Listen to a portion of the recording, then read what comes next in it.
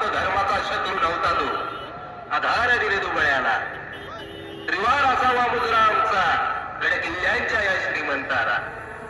जिथं या मराठ्या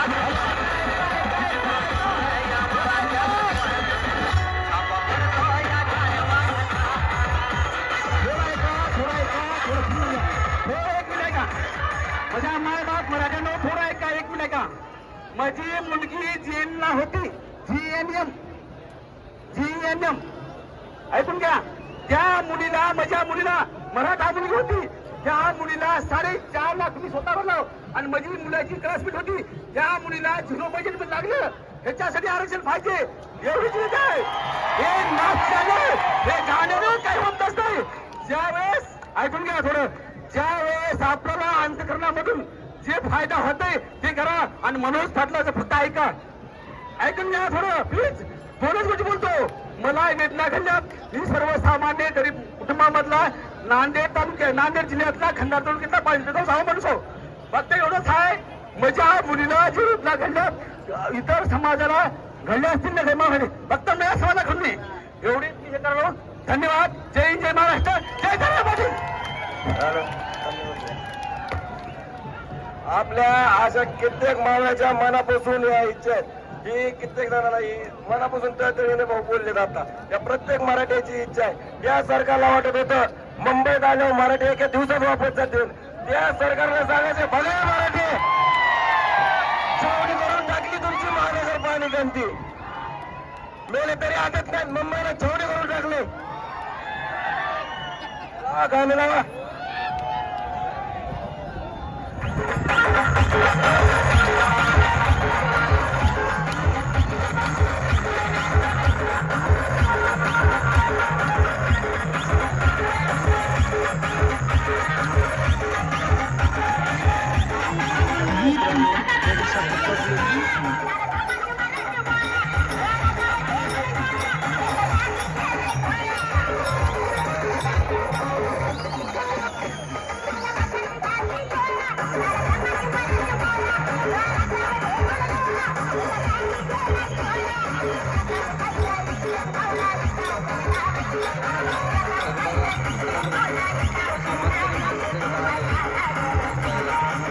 आपल्याला वयाचा व्याज म्हणायचा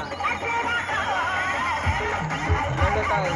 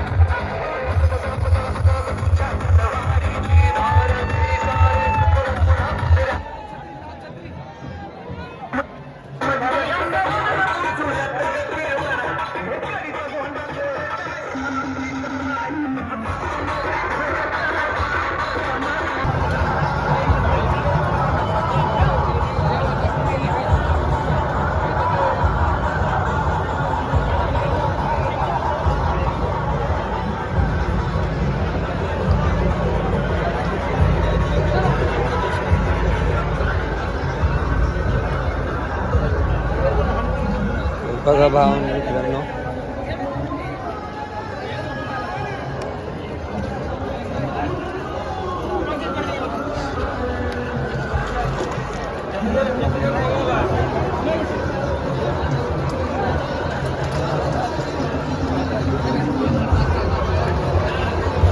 किशोर आय किशोर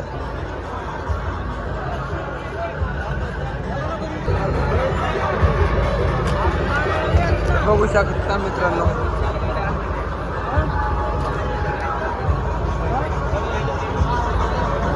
काहीचा डान्स सुरू आहे, काहीचं बोलणं सुरू आहे, तर काहीचे असे जेवण सुरू आहेत. बघा बुक ऐकलेली मराठीत.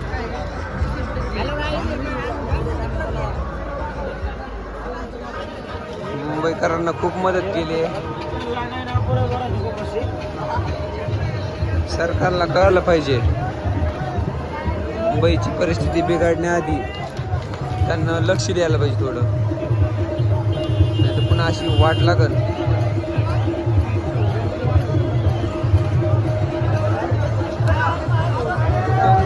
मराठ्यांना जेवण भेटणार नाही, काही पाणी भेटणार नाही, पण तुम्ही आज मराठ्यांना ओळखलंच नाही चांगलं.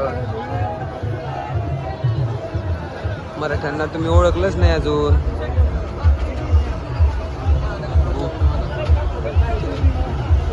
उपाशी नाहीत राहणार, मरणार सगळं नाहीत, पण तुम्हाला मारतील एवढं. अख्खी मुंबईची वाट लावल्याशिवाय तुमच्यात नाही. लवकर आरक्षण द्यावा, बाकी तुमची माहिती.